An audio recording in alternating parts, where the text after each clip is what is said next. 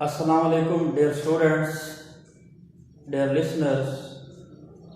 उम्मीद है कि आपने इससे पहले जो 3 लेक्चर्स हुए हैं बायोलॉजी के लफ्ज़ के इंट्रोडक्शन के लिए या उसकी फ़िलॉसफी क्या है उनको ज़रूर फॉलो किया होगा। अच्छा स्टूडेंट्स और दीगर अहबाब जो भी मेरे इन लेक्चर्स को सुनेंगे, मैं आपको एक चीज़ वाज़ेह करना चाहता हूँ। मेरा जो भी लेक्चर होगा, मेरी कोशिश होती है कि मैं सिर्फ उसको FSc BSc के लेवल का ना पढ़ाऊँ। मेरी कोशिश होती है कि उसके अंदर जितना मवाद मैं आपको बता सकता हूँ, जितना मटेरियल या जितना नॉलेज आपसे शेयर कर सकता हूँ मैं करूँ। लिहाजा कभी इस मामले में परेशान नहीं होना कि लेक्चर तो हाई लेवल का है, हमारी क्लास तो से एडजस्ट नहीं होती। सिंपल सी बात है, किसी भी टॉपिक के अंदर मैं बड़े ही सिंपल से लेकर एक कॉम्प्लेक्स जो है लेवल तक वो आपको डिस्कस करूंगा। लिहाजा आप जिस लेवल के भी हैं, आप उस लेवल का मवाद कलेक्ट कर लीजिएगा। और थोड़ा सा एडवांस नॉलेज बताने का बेनिफिट क्या होगा कि आप लोगों को इसकी ग्राउंड्स जो हैं वो क्लियर होंगी। जब तक आपको ग्राउंड्स क्लियर नहीं होती, आपका कंसेप्ट बेहतर नहीं बनेगा और आप क्रिटिकल क्वेश्चंस के आंसर्स नहीं दे सकते। लिहाजा इससे पहले हमने लाइफ की डेफिनेशन को सीखा जो आप लोगों के कोर्स के अंदर है। मैं थोड़ी सी रिपीट कर देता हूं। Life is the set of characteristics which distinguish living organism from non-living things. So students, अब जैसा कि मैंने आपको कहा था कि हम कुछ और पहलुओं से जिंदगी जो है ये क्या चीज है इसके बारे में सीखेंगे।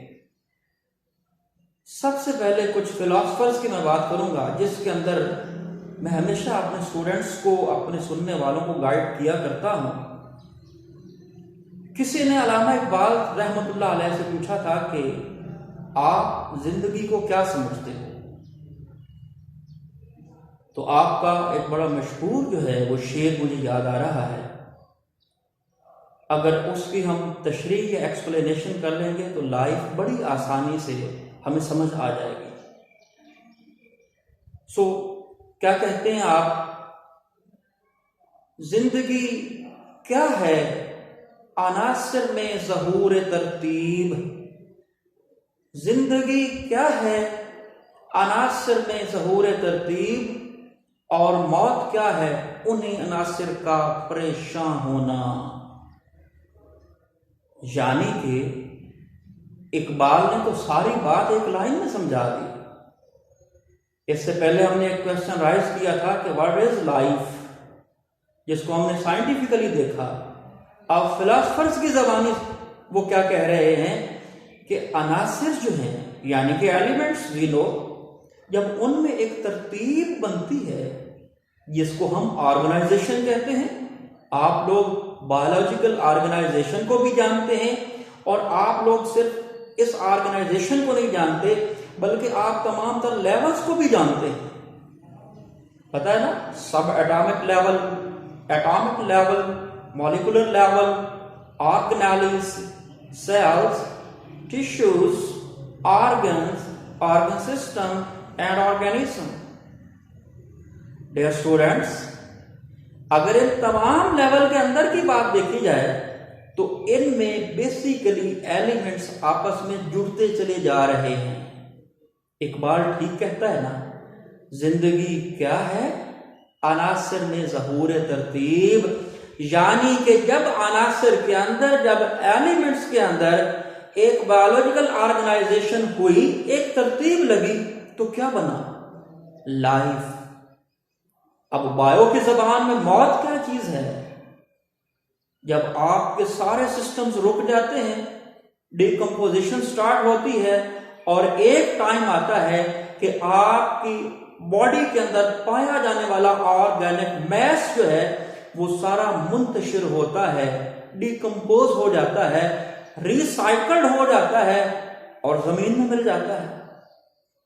तो अब इकबाल की ज़बानी मौत क्या है? उन्हीं अनासिर का परेशान होना, बिखर जाना, डिकम्पोज हो जाना।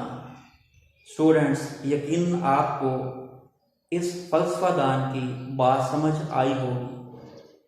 अब एक और क्वेश्चन हमने देखा था कि क्यों है लाइफ, लाइफ क्यों होनी चाहिए? This is very difficult question. मजहबी लोगों से अगर हम देखें, रिलीजियस पॉइंट ऑफ व्यू, तो हमें अल्लाह ताला की जो इल्हामी किताबें हैं, खास तौर पे कुरान मजीद से जब हम पूछते हैं तो हमें बरमला और वाज़े अल्फाज में, वाशगाफ अल्फाज में बताता है, खलक़तुल जिन्न वल इंसा इल्ला लियअबुदून।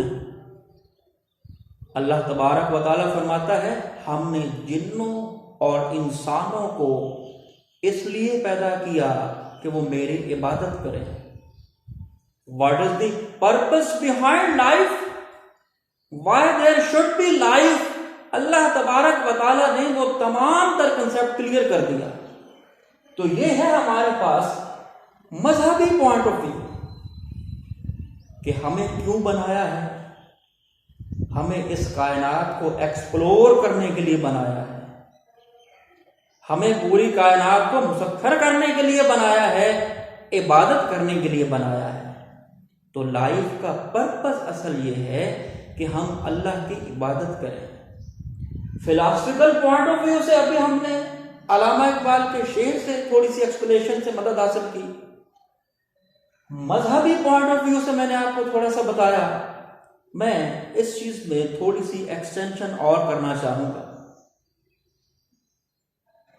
हमने सुना है, जो हमारे उलमाए कराम बयान करते हैं, या चंद मजहबी किताबों के अंदर हमने पढ़ा है, जैसा कि एक रेफरेंस है क़ससुल अंबिया, अल्लामा इब्ने कसीर रहमतुल्लाह अलैह की लिखी हुई है, कि अल्लाह ताला फरमाता है कि मैं एक पोशीदा खजाना था।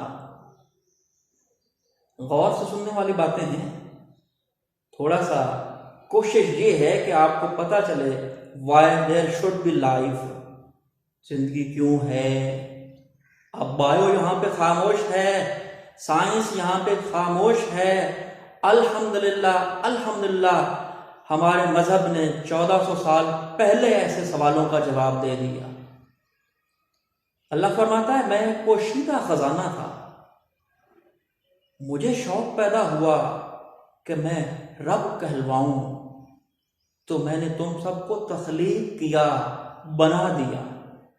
लिहाजा हम अल्लाह को अल्लाह वहदहू ला शरीक मानने के लिए पैदा किए गए हैं। ये एक और आप लोगों के पास मजहबी नुक्ता नजर आता है। अब थर्ड लेवल हमारे पास है, what is the definition of life according to the biochemistry। Students, आप जानते हैं ना कि biochemistry is the branch of biology which deals about the chemical components and chemical processes occurring among living organisms। यानी कि अगर हम लिविंग ऑर्गेनिजम्स के अंदर, उनके टिश्यूज के अंदर, ऑर्गन्स के अंदर, सेल्स के अंदर होने वाले केमिकल रिएक्शंस को, होने वाले तमाम तर मेटाबॉलिक रिएक्शंस को, होने वाले तमाम तर कैटाबॉलिक और एनाबॉलिक रिएक्शंस को देखें, तो हम मजमूई तौर पर इसे कहते हैं बायोकेमिकल रिएक्शंस। सो आपकी जो बुक का लेवल है, उस बुक में भी 3 रेफरेंसेस ऐसे मौजूद हैं कि वहां से हम लाइफ की डेफिनेशन अखज कर सकते हैं, डायरेक्टली नहीं लिखी होती। यकीनन जिसने फिलॉसफी के अंदर उतरना है, उसको कहीं ना कहीं कोई वर्क गर्दानी करना पड़ती है, उसको कुछ ना कुछ मगजमारी करना होती है। और स्टूडेंट्स, अगर ये मेहनत हम लोग नहीं करेंगे तो हमारे अंदर कंसेप्ट डेवलप नहीं होंगे। सो एक जगह पे लिखा हुआ है life is the combination of biochemical reactions, एक जगह पे लिखा हुआ है लाइफ के अंदर कई एक सैकड़ों केमिकल रिएक्शंस हो रहे हैं। क्यों हो रहे हैं? They are necessary for the maintenance of life. अगर हम एंजाइम्स और सबस्ट्रेट का रिएक्शन देखें, अगर हम बायोएनर्जेटिक्स के असूलों को देखें, अगर हम लॉज ऑफ थर्मोडायनामिक्स को लाइफ के अंदर अप्लाई होता देखें, अगर हम फोटोसिंथेसिस को देखें, अगर हम रेस्पिरेशन को देखें, अगर हम इलेक्ट्रॉन ट्रांसपोर्ट चेन को देखें, तो स्टूडेंट्स इन तमाम चीजों को हम कह सकते हैं all of these are essential biochemical reactions occurring among living organisms। अब यहां से हम अखज करेंगे लाइफ को। ये मैं आपको साइंटिफिक पहलू बता रहा हूं लाइफ का। इससे पहले हमने फलसफा की निगाह में जिंदगी का मुताला किया, फिर मजहब का नुक्ता नजर डिस्कस किया। क्योंकि अब हमने साइंस में पलट के वापस आना है, इसलिए अब हमने साइंटिफिक पहलू को भी जरूर डिस्कस करना है। स्टूडेंट्स, इस मेरी काविश को जरूर जहन में जगह दीजिएगा। इस मेहनत को मुझे खुशी तब होगी जब आप लोग संभालेंगे, अपने कंसेप्ट बेहतर करेंगे, अपना नॉलेज का लेवल जो है वो बूस्ट अप करेंगे। और इंशाल्लाह अगर आप लोग इसको कवर करेंगे तो मैं आपको आने वाले लेक्चर्स के अंदर और ज्यादा नॉलेजेबल डिस्कशंस जो हैं उनकी कोशिश करता रहूंगा कि आपके सामने रखूं। लिहाजा आते हैं यहां पर, अगर हम एंजाइम को रोक दें तो वो सबस्ट्रेट के साथ ना मिले, अगर हम फोटोसिंथेसिस को ही रोक दें, अगर हम क्रेब्स साइकिल को ही रोक दें, अगर हम ग्लाइकोलाइसिस को ही रोक दें, जिंदगी खत्म हो जाएगी। इसका मतलब यह हुआ कि जिंदगी को रवा दवा रखने के लिए what is the necessity? Necessity is that there should be presence of biochemical reactions for the maintenance of life। Listeners, students, इसका मतलब यह हुआ, अगर पूरी बात की समरी बयान की जाए, पूरी बात का निचोड़ निकाला जाए, अगर पूरी डिस्कशन का एक्सट्रैक्ट निकाला जाए, तो मतलब तो वाज़ेह हुआ कि जिंदगी एक ऐसी चीज का नाम है जिसमें लातादाद बायोकेमिकल रिएक्शंस हो रहे हैं। और अगर यही बायोकेमिकल रिएक्शंस रुक जाते हैं, लाइफ रुक जाएगी, जिंदगी रुक जाएगी। So life is the sum of and combination of certain necessary biochemical reactions necessary for the maintenance of life. Students, listeners, viewers, हमने बुक से हट के कुछ चीजें अब सीखें। ये तीनों चीजें philosophical point of view, religious point of view और biochemical point of view directly life की डेफिनेशन के जुमरे में आपकी बुक में नहीं है। अलबत्ता ये लॉजिक्स जरूर हैं। इन लॉजिक को अगर आप लोग कवर कर जाते हैं तो उम्मीद है आपको लाइफ की एक आम डेफिनेशन भी समझ आ जाएगी, और ये जो इतनी हमने स्पेसिफिक डेफिनेशन की है ये भी समझ आ जाएगी। स्टूडेंट्स, इंशाल्लाह आने वाले लेक्चर्स के अंदर हम मजीद अगले टॉपिक्स की तरफ आएंगे। हमने मजीद इस चीज को आगे एक्सटेंड करना है, आगे बढ़ाना है। मेरी ख्वाहिश है कि आपको जिस लेवल का समझाया जा रहा है, आप अपना माइंडसेट, आप अपना थिंकिंग लेवल, आप अपना IQ लेवल इसी लेवल पे लेकर आए तो फिर हमारी गुफ्तगू का मजा भी आएगा। जब हमारी एक लाइन एस्टेब्लिश हो गई, जब हम स्टूडेंट्स और टीचर की लाइन थिंकिंग लेवल बराबर होगा, फिर आप देखिएगा इसमें कितने नए अंदाज हैं, इसमें पढ़ने पढ़ाने के कितने तरीके हैं। Surely you people will enjoy. Thank you very much for listening me. Doctor Mohammad Hanif को इजाज़त दीजिए। इंशाल्लाह अगले लेक्चर के अंदर हम एक नए टॉपिक के साथ जो इसी की एक्सटेंशन में होगा उसमें दोबारा मिलेंगे। बहुत शुक्रिया स्टूडेंट्स। अल्लाह हाफिज़।